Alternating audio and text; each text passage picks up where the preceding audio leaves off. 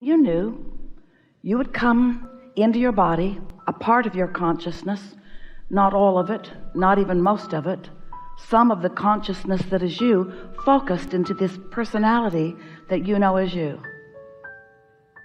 On the leading edge, in perfect, balanced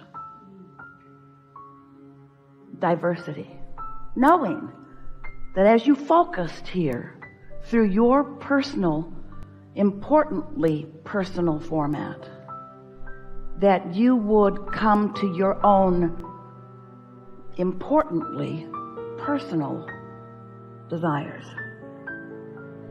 Not desires that were pointed out by others. This is the list of what human is, and these are the requirements. Oh, there are plenty who try to shove those down your throat. But you came knowing that that basis would be good in order to help you come to your personal conclusions, your personal preferences, your personal desires. And you knew, especially early on, that as those desires formulated within you, and they do all day long, all day long, all day long, all day long, every day, that as those personal desires formulate within you, that the energy that creates worlds would back you up in the full fruition of them, the full creation of them, the full manifestation of them, the full see it, hear it, smell it, taste it, touch it, leading edginess of your ideas. And you knew then, and we want to remind you now, you knew you would never get it done because you are eternal. And you knew that you cannot get it wrong because you are standing always on your path with guidance flowing to you to assist you in discovering the path of least resistance, although sometimes you choose the path of more resistance. The path of least resistance toward allowing all of you to experience the unfolding of the ideas that you have decided. Now, we emphasized for Esther, and she found perfect terminology for you, that all of you is intending to stand in your now time-space reality in full awareness of where you stand in relationship to all of the things that you want. Not because it's important for you to immediately move right to the full culmination of everything that you want. No, no, no, no, no. That would be so overwhelming. That would be like eating all of the food for the rest of your life today. If you're ever going to do it, this would be the place, but don't try it. Don't try it. You want to explore and decide and come into alignment with. Hello. This is infinite intelligence.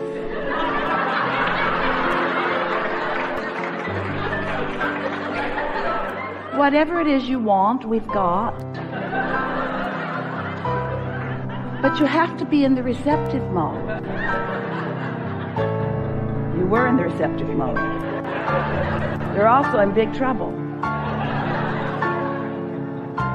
So, since you are on the leading edge, and because you are an extension of source energy, this life causes you to identify in tremendous refined detail aspects that you prefer. And every time you carve one of those out, and you do all day, every day, every time you carve one of those out, what happens is you launch a rocket of desire. Another piece of who you have become is added to the mix of who you are. And the vibrational evolution of you happens in that moment. Now, we are emphasizing that the vibrational evolution of you happens because that's happening all the time. You're sifting and sorting through life experiences, and you are becoming more and more and more and more. What this seminar wants to address is how much of that more that you have become and are becoming are you allowing yourself to be? Because you've become more than you are allowing yourself to be, which is evidenced by every particle of negative emotion that you feel. Your emotions indicate how much you are in the receptive mode, or how much you are in the allowing mode, or these all mean the same thing, or how much you are in the receiving mode, how much you are on the path of least resistance, how close to vibrational sync you are with all that you've really become. And that matters. It matters so much because, you might not know this. We want you to know this. We want you to know this. This is the thing we want you to know more than all other things put together. You must know this. It is important that you understand your level of resistance, because what you are resisting is your alignment, your receiving of the perspective of that larger part of you who is here right now with you, focused upon whatever you're focused upon right here, right now. Right here, right now, with you, no matter what the now is, no matter where the now is, no matter what the conditions of the now are. Source energy, the source within you, that larger part of you, has a very clear awareness and opinion of whatever it is, wherever it is. And how you feel is your clear indication of how in sync you are with that perspective. For example, if you are really, really angry at someone, and you feel that anger, that discouragement, that discomfort that can only be described by negative emotion, that means that you're off kilter from the perspective of your inner being about it. And when Esther began to realize that, she would say to us frequently, really frequently, Abraham, clearly you need more information about this. Your opinion is distorted under these conditions.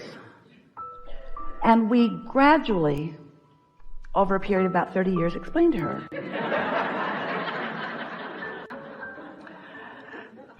that we are unconditional in our love of that one, which in the beginning especially Esther found ridiculous. What's the point of having an opinion if you cannot notice the disturbing dysfunction of others?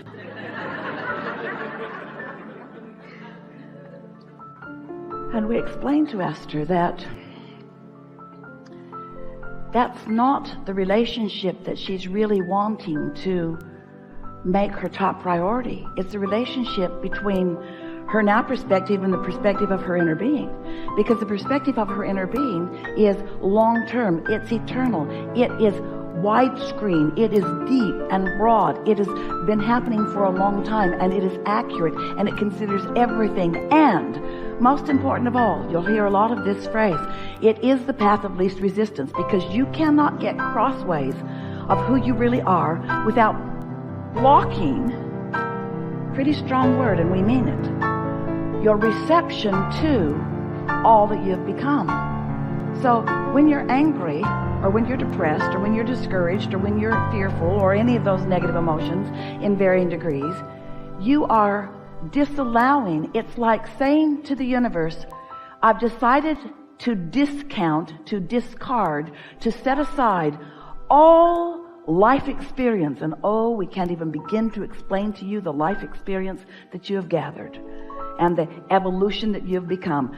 I've decided in this moment of very clear anger about this to disregard all that I've become and start over new in this moment. And that's why you feel insecure. That's why you feel vulnerable. That's why you feel fearful. Because you are disallowing the resources of source. You are disallowing the energy that creates worlds.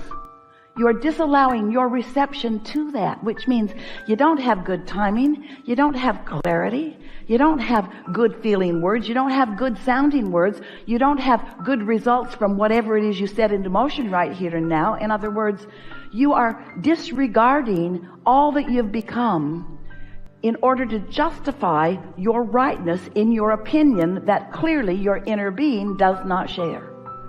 And the reason that you do it is because you've spent your whole life comparing your opinion to the opinions of others. How's that working out? Have you come to one political agreement?